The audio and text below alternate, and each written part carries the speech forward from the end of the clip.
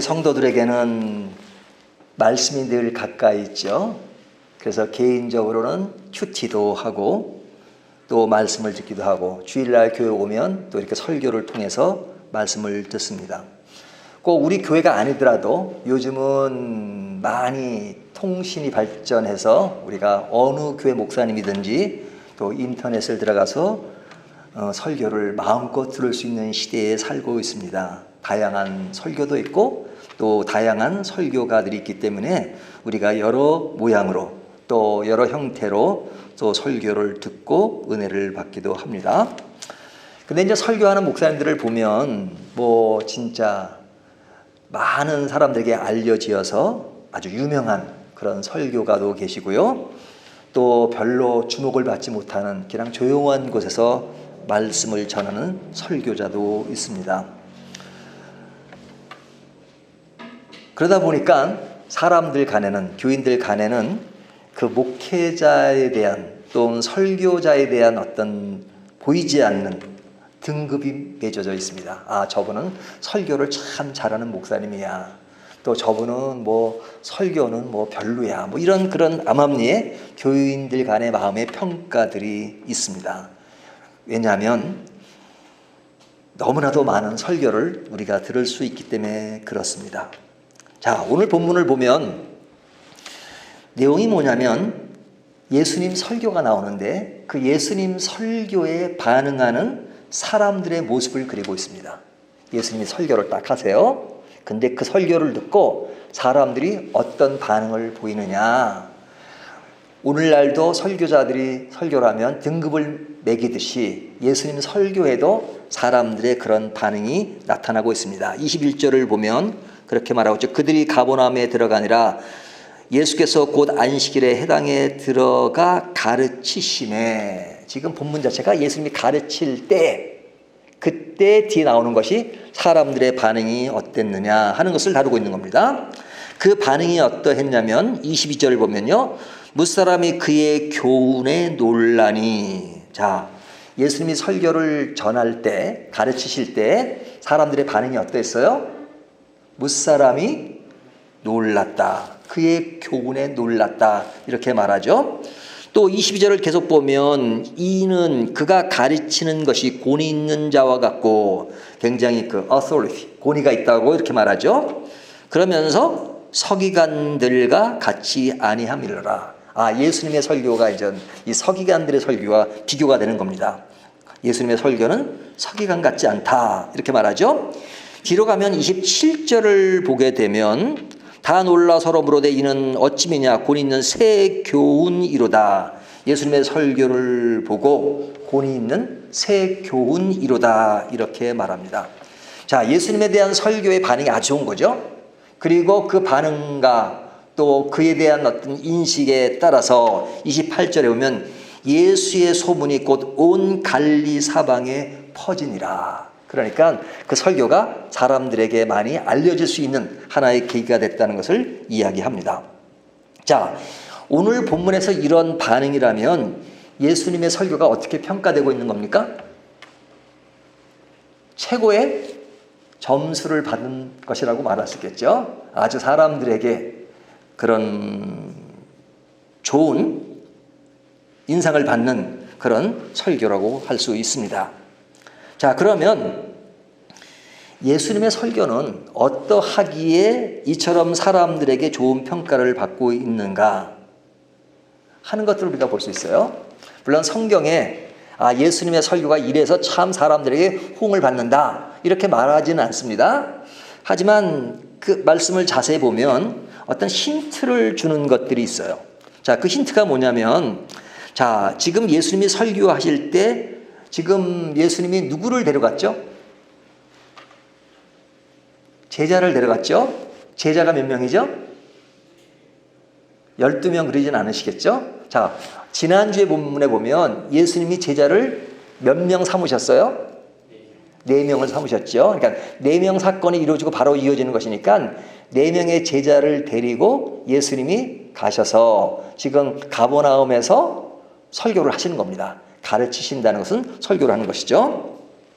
근데 이제 어디로 가셨느냐? 지금 방금 말씀드린 것처럼 가버나움으로 가셨습니다. 지역은 가버나움이에요. 언제? 여기 보니까 예수께서 곧 안식일에 가버나움으로 가셨죠. 그 가버나움에서 어디로 들어가셨어요? 회당에 들어가셨습니다. 그러니까 지금 예수님이 지금 설교하는 그 상황, 배경을 말하면 그 장소는 가버나움이고, 가버나움 중에서도 회당에서 가르치는 것이고, 그리고 그날은 안식일이었다라는 겁니다. 자, 이 가버나움이라고 하는 것은 어떤 뜻을 지니고 있냐면 위로의 마을이라는 뜻을 가지고 있습니다. 위로의 마을. 가버나움 뜻이 위로의 마을이에요. 그러니까 마을 자체 이름이 위로의 마을이라고 지어진 것을 보면 뭐 여러 가지 역사적 의미가 있죠. 뭐 역사의 의미는 뭐 나중에 별도로 얘기하고요. 자, 위로의 마을이라는 뜻을 가진 곳에 사람들이 이전 안식일에 모였습니다. 이 안식일은 유대인들이 지키는 명절이죠. 명절이보다는 뭐 매주일 그들이 모이는 것이니까요. 그 안식일은 토요일입니다. 토요일 날 모여서 그렇게 예배를 드리는데, 그들의 그 토요일이라고 하는 것은, 안식이라고 하는 것은 이제 꼭 지켜야 되는, 일하지 않고 모여서 이렇게 예배를 드리는 것을 그들은 아주 절대적인 율법으로 알고 지키는 사람들이죠. 그리고 모인 것은 회당입니다. 이스라엘 백성들이 이렇게 흩어져 있으면서도 회당을 지어서 그곳에서 말씀을 나누고 하는 그곳이었어요. 그러니까 오늘날로 말하면 이제 말씀을 듣기 위해서 모인 곳이죠. 뭐 우리가 주일날 교회에서 모이듯이 이들도 이렇게 모인 것입니다. 근데 이 안식일이라고 하는 것은 뭐 우리가 안식일 그러면 하루 쉰다 이런 의미를 갖고 있지만, 그 의미는 하나님과 함께 한다라는 의미를 가지고 있는 겁니다. 그러니까 사람들이 일을 해야지만 먹고 살잖아요. 일 안 하면 먹고 살지 못하잖아요. 그러니까 일을 해서 먹고 사니까, 일을 하는 것은 내가 하는 것이니까 내가 노력하지 않으면 먹고 살 수 없다라고 생각한단 말이죠. 그래서 뭐든지 내가 나를 책임지고 먹고 살 수 있다라는 인식을 가지고 있잖아요. 근데 안식일은 뭐냐면 너희가 그렇게 보이지만 실제로 하나님이 도와주지 않으시면 살 수 없다는 것을 보여주는 겁니다. 하나님이 도와주기 때문에 사는 것이지, 하나님의 도움이 없다면 우리가 이래서 내가 나를 살린다고 생각하지만 그럴 수 없는 것이다. 해서 안식일의 의미는 하나님 안에 거한다라는 의미도 있고, 그리고 하나님이 모든 것을 책임져 주신다라는 의미를 가지고 있는 겁니다. 자, 그러니까 이 안식일에 회당에서 그리고 위로의 마을에서 지금 말씀을 전하고 있는 겁니다.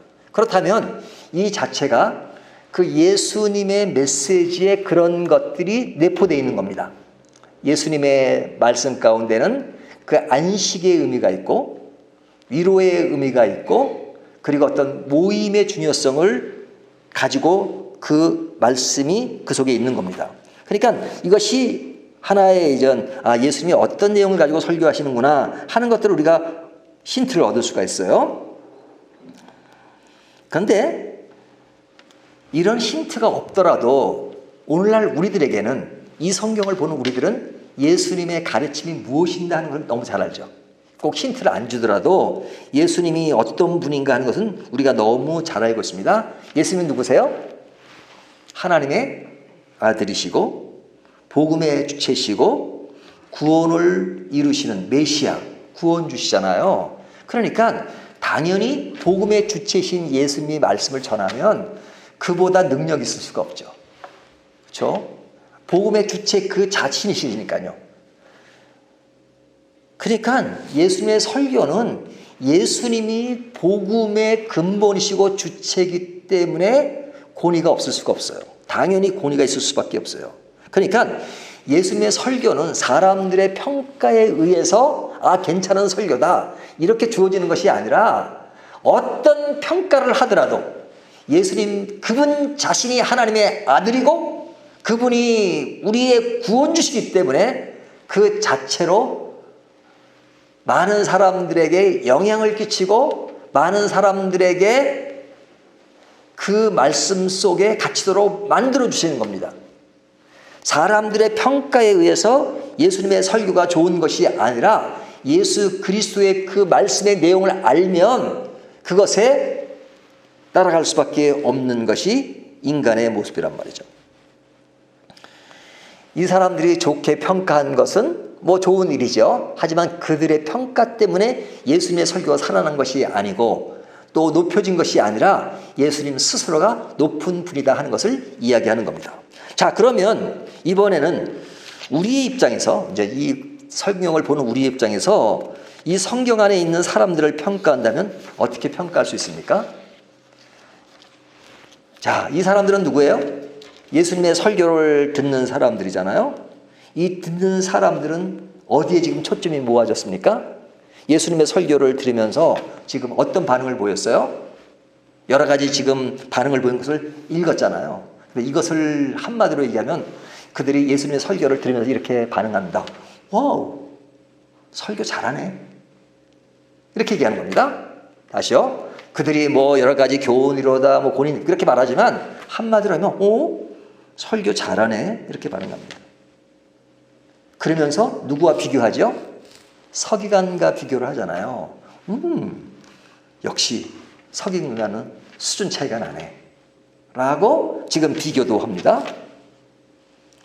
자기들이 볼 때, 아, 설교 잘한다. 그리고 서기관들과는 확실히 수준 차이가 난다라고 지금 자기들이 반응을 보이는 겁니다. 자, 그러던 중에 어떤 일이 일어나냐면 그 해당 안에 이제 귀신 들린 사람이 왔습니다. 귀신 들린 사람이 왔어요. 23절을 보세요. 마침 그들의 해당에 더러운 귀신 들린 사람이 있어 소리질러 이르되, 그죠? 자, 해당에 갑자기 귀신 들린 사람이 오니까 소리 지르니까 이제 분위기가 이제 시끄러워진 겁니다. 자, 시끄러졌을 때 뭐 사람들이 여러 가지 웅성웅성 했겠죠. 지금 예수님 말씀을 듣는데 소리 지르고 그러니까. 그런데 그 소리 지른 내용이 뭐냐면 24절에 나사렛 예수여 우리가 당신과 무슨 상관이 있나이까? 우리를 멸하러 왔나이까? 나는 당신이 누구인 줄 아노니 하나님의 거룩한 자니다. 그러죠. 누가 하는 말이에요? 귀신 들린 자가 하는 말이죠. 뭐 귀신 들린 자가 하는 말이고 또 엄밀하게 하면 그 안에 있는 귀신이 하는 말이죠. 귀신이라고 말하니까 우리는 좀 귀신이란 말을 들으면 조금 이상한 그 이미지가 있잖아요. 근데 성경에 이제 귀신, 사탄, 마귀라는 단어가 나오잖아요. 근데 귀신이라는 단어가 나오면 우리 동양 사람, 한국 사람들은 우리가 이제 영화에서 보던 막 이렇게 밤에 이렇게 막 머리 풀어지고 뭐 그런 귀신을 생각해요. 그래서 성경이 말하는 귀신과 우리 사람들이 말하는 귀신과는 다릅니다. 우리 한국 사람들이 생각하는, 뭐 한국 사람뿐 아니라 일반 뭐 세계 어디 가도 귀신이라는 일반 사람들의 이미지는 뭐냐면 뭐 죽은 사람들이 잘 못 죽어서 그냥 귀신으로 나타나고 뭐 이런 거 생각하잖아요. 죽은 사람이 귀신이 되는 게 아니고 귀신 자체는 새로운 그런 독립적인 존재예요. 천사가 타락해서 사탄이 된 것이잖아요. 그러니까 사탄, 마귀, 귀신은 뭐 같은 종류라고 볼 수 있습니다. 그러니까 그 어떤 새로운 영적인 존재죠. 그러니까 새롭게 만들어진 영적인 존재지 뭐 사람이 죽어서 뭐 귀신이 그런 게 아니란 말이죠. 완전히 개념이 다릅니다. 근데 이 귀신 들린 사람이 어떤 귀신에 의해서 말을 하는데 그 말이 뭐냐면 다시 24절 보면요. 우리를 멸하러 왔나이까? 당신과 무슨 상관이 있나이까?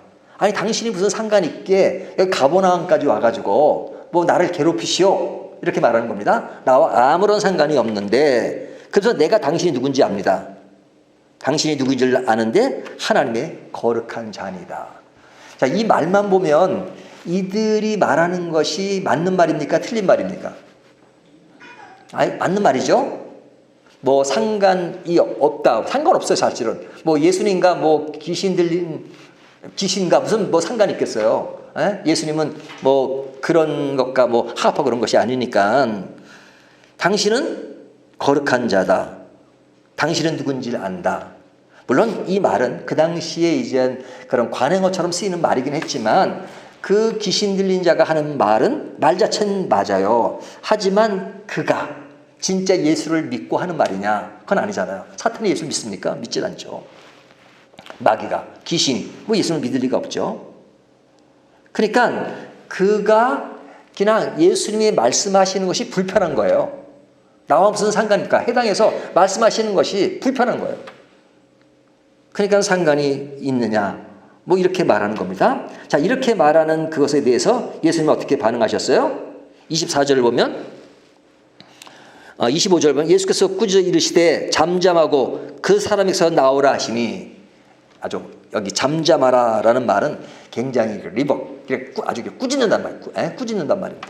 꾸짖고, 아주 강렬히 꾸짖고 그 사람에서 나오라 하시니 더러운 귀신이 그 사람의 경련을 일으키고 큰 소리를 지르며 나오는지라. 그래서 그 사람이 어떤 정상을 찾은 그런 내용을 이야기합니다. 자, 이것이 지금 예수님이 말씀을 전하실 때 그 해당 안에서 이루어진 일입니다. 해당에서 말씀을 잘 전하고 사람들이 보면서 아, 설교 잘하네, 서기관과는 차원이 다르네 하고 있을 때 귀신 들린 자가 귀신이 떠나가고 그리고 정상으로 되는 그런 상황들을 보면서 그들은 더 놀라죠. 그러니까 말씀을 듣고 설교를 잘하네라는 정도로 생각했는데 그 정도가 아니라 이분에게 나타난 어떤 능력에 대해서 27절 다 놀라 서로 물어 이르되 이는 어찌미뇨 권위 있는 새 교훈이로다. 더러운 귀신들에게 명한즉 순종하는도다 하더라 그러죠. 그래서 그것을 보며 와, 이 사람은 보통 사람이 아니네. 이게 보통 사람이 아니고 그런 외형적으로 눈으로 보여지는 그런 가시적인 현상을 보고 어떤 반응이 일어났느냐. 28절이면 예수의 소문이 곧 온 갈릴리 사방에 퍼지더라. 와, 이런 사건들이 일어나면 참 소문이 빨라요. 소문이 쫙 퍼졌다 이거죠. 자, 이 내용들을 보면 이 사람들의 반응이 굉장히 긍정적으로 보이잖아요. 뭐 설교 잘한다고 생각하는 게 뭐 나쁜 게 아니잖아요. 좋은 거죠.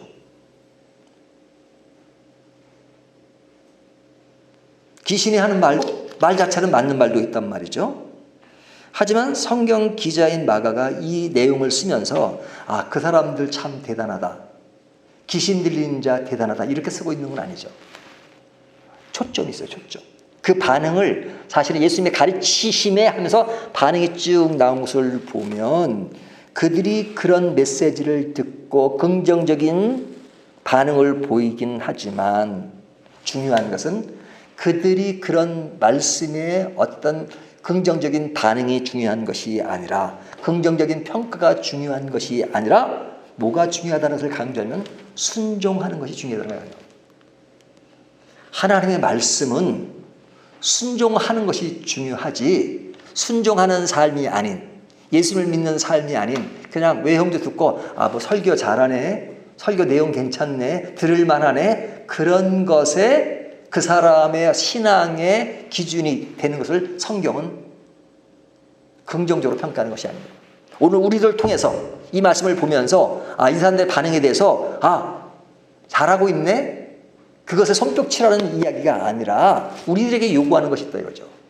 말씀은 평가되는 것이 목적이 아니라 내가 어떤 설교든 듣고 그 속에서 그 말씀을 듣고 그 안에서 하나님은 누구시고 나의 구세주 예수 그리스도는 누구시며 그에게 나에게 어떤 분이시고 내가 그분 안에서 어떤 삶을 살아가고 순종하며 어떻게 살아가야 되겠는가, 그것을 깨닫고 느끼는 것이 설교를 듣는 사람들의 자세라는 것이. 그런 자세가 허물어지고 늘 들어왔듯이 늘 평가하는, 점수 매기는 그런 것에만 집중되어 있는 나의 신앙의 길을 간다면 오늘 본문에 나오는 사람과 동일하다는 것을 성경이 말씀해주고 있는 겁니다. 오늘날은 어떻습니까? 설교에 대한 평가는 많지만 순종과는 거리가 멀 때가 참 많습니다. 많은 사람들은 자신이 만족하는 설교를 원합니다. 자신이 만족하는 설교는 어떤 설교예요?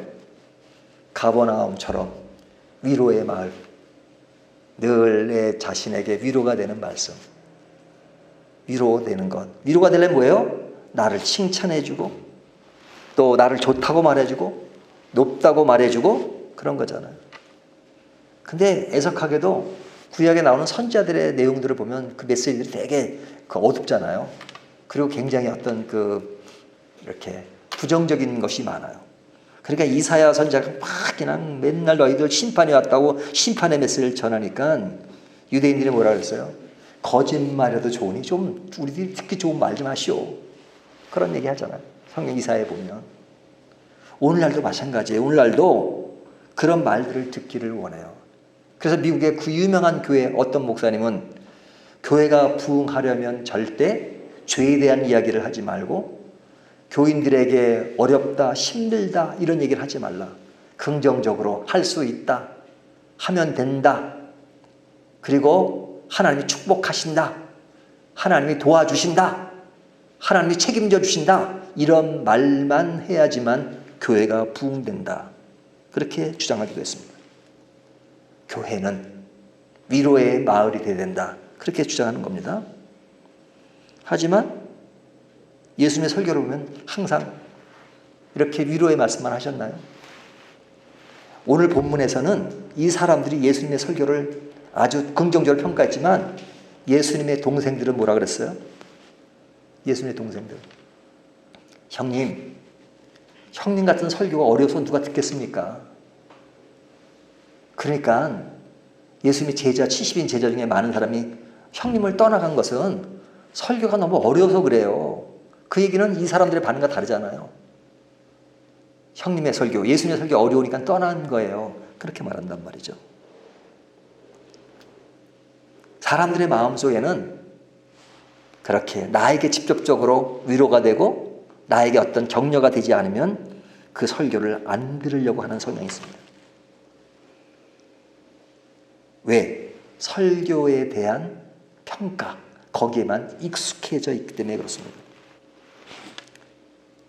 설교의 핵심은 뭡니까? 설교의 핵심은 두 가지입니다. 하나는 전도고 두 번째는 양육입니다. 전도란 건 뭐예요? 예수 믿지 않는 사람들을 예수 믿게 하는 겁니다. 복음의 메시지라고 하는 것은 이래야 구원이 있습니다, 이래야 구원받을 수 있습니다 하고 메시지에는 전도의 메시지가 핵심이에요.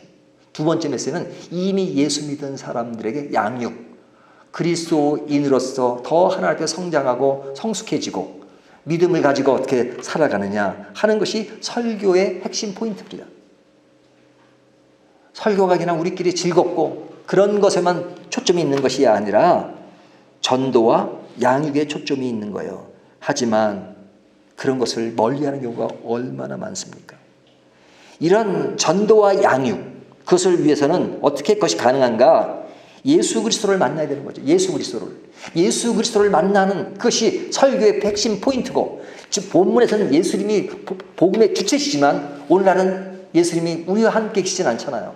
그렇기 때문에 이미 주어진 말씀을 통해서 우리는 예수님을 소개하고 예수님을 만날 수 있도록 하는 것입니다. 그래서 늘 성경 가운데서 예수님을 만나고 그 안에서 나를 비춰보고 나를 깨닫고, 하지만 그것보다는 재미있고 내 길을 즐겁게 하고, 내가 그냥 세상에 찌들고 힘들고 하는데 교회 와서 그냥 뭐 원맨쇼 하듯이 다 재밌는 얘기 해주고 이런저런 얘기 해주고 그 다음에 세상 돌아가는 얘기 해주고 그런 얘기하면 그래도 그냥 1시간 동안 그냥 예배 드리면서 내가 좀 한 주 동안 찌들렸는데 그래도 여기 와서 좀 스트레스 좀 풀고, 그런 개념으로 예배가 주어지고 설교가 주어질 때가 얼마나 많으냐. 그런 것을 좋아해서 사람들이 몰리기도 하고, 말초신경을 자극시키는 설교가 대중의 인기를 끌고 그런 경우가 얼마나 많습니까? 하지만 바른 설교는 성경과 설교자 간의 관계가 떨어지면 그건 좋은 설교가 아니에요. 설교를 듣는데 성경은 그나 보지 않고 그냥 이렇게 팔짱 끼고 그냥 1시간 뭐 30분 들으면서 재밌다, 즐겁다, 오늘 또 뭐 그냥 마음이 좀 좋네, 이 정도라고 성경은 뭐 그냥 가지고 올 때나 오고, 그 정도의 말씀이라면 성경과 거리가 먼 얘기죠. 그래서 댄 슬레이 목사님은 그런 얘기를 했어요.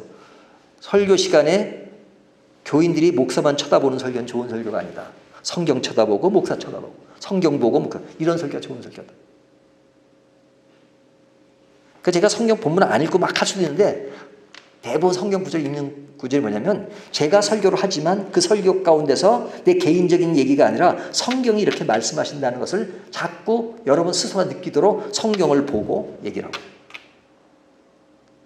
성경을 좀 더 재미있게, 우리들이 재미있게 얘기하기 위해서 우리가 다른 얘기를 얼마든지 할 수 있지만, 세상 돌아가는 얘기, 사람 이야기, 그것이 즐거울 수 있지만, 그러나 그것이 임시적으로는 나를 편하게 할런지 모르지만, 그러나 성경이 말하는 우리가 복음의 전도와 양육의 차원에서 보면 그것은 성경이 말씀하는 것과 거리가 멀어질 수 있다는 거죠. 그래서 진짜 바른 설교는 설교를 들었을 때 어디로 집중하게 돼요? 예수 그리스도로. 제가 옛날에 그런 얘기를 했잖아요. 무디 선생이 설교를 하면 그 설교를 얼마나 잘하는지, 교인들이 나오면 그냥 무디 설교를 듣고 역시 무디는 위대한 설교가야, 위대한 설교가야 그랬대요. 그 무디가 그런 말을 늘 듣고 한 거죠. 설교가 끝나면 자기 설교에 대해서 교인들이 위대한 설교가라고. 근데 한 주는 시골의 무명 목사를 초대했습니다. 알려지지 않은 목사였어요. 근데 그날 설교를 딱 했습니다. 그분 설교 끝나고 교인들이 갈 때 그분 얘기를 하는 사람이 한 사람도 없더래요. 그분이 윌리엄이었다면 윌리엄 설교 대단해, 이런 사람이 한 사람도 없더래요. 무디가 설교 끝났을 때는 무디는 역시 위대한 설교가야 그랬는데, 윌리엄이라는 사람이 설교를 딱 끝나고 나니까 윌리엄은 대단한 설교가야 이렇게 말하는 사람은 한 사람도 없더래요. 그런데 교인들이 가면서 뭐라고 얘기하냐면 이러더래요. 역시 하나님은 살아계셔. 그러더래요. 윌리엄에 대한 얘기는 없지만 교인들이 나가면서 역시 하나님은 살아계셔. 그 말을 들은 무디가 충격을 받았다. 내 설교는 사람들이 무디를 얘기하지만 이 사람의 설교를 듣곤 역시 하나님을 얘기하는구나, 하나님이 살아계시다고 충격을 받았다는 일화가 있습니다. 우리의 관심은 어디에 있습니까? 주변에 잘하는 설교, 나를 즐겁게 하는 거, 내 마음에 드는 설교, 여기에만 관심 있습니까? 아니면 내가 이 말씀 속에서 어떨 때는 어떤 설교자가 좀 부족해 보이지만 그러나 그 속에서 진심을 담고 예수님을 소개하고 예수님과 함께 나누기를 바라는 그 마음 속에서 우리가 함께 예수님을 만나고 그 안에서 복음의 길을 한 걸음 한 걸음 가고 있는가 하는 것들을 진짜로 느끼고, 본문에 나타난 사람들의 평가처럼 평가하는 사람이 아니라 정말로 말씀 속에 내가 순종하며 순종의 길을 가야 되겠다라는 것을 내 인생의 중요한 신앙의 모습으로 생각하며 살고 있는지요, 이것을 다시 한번 생각하게 합니다. 우리는 늘 말씀에 집중해서, 꼭 설교 시간이 아니라도 우리가 매일매일 큐티를 하면서 말씀에 집중하는 것은 우리가 하나님을 만나고 예수를 만나는 것이 목적이지 어떤 설교자에 의해서 그냥 임시적인 나의 만족을 위한 것이 아니라면 우리가 과연 어디에 관심을 갖고 말씀을 들어야 되는가? 나는 말씀을 평가하기만 하는가? 나는 평가보다는 순종하는 삶에 내 인생의 모든 것을 걸고 있는가 하는 것들을 다시 한번 생각해 보시기 바랍니다. 우리가 잘 알고 있는 디모데후서 3장 16절을 하나 구절 보겠습니다. 너무 잘 하신 말씀. 디모데후서 3장 16절 보면 이런 말씀, 제가 읽겠습니다. 모든 성경은 하나님의 감동으로 된 것으로 교훈과 책망과 바르게 함과 의로 교육하기에 유익하니 이는 하나님의 사람으로 온전하게 하며 모든 선한 일을 행할 능력을 갖추게 하려 함이라.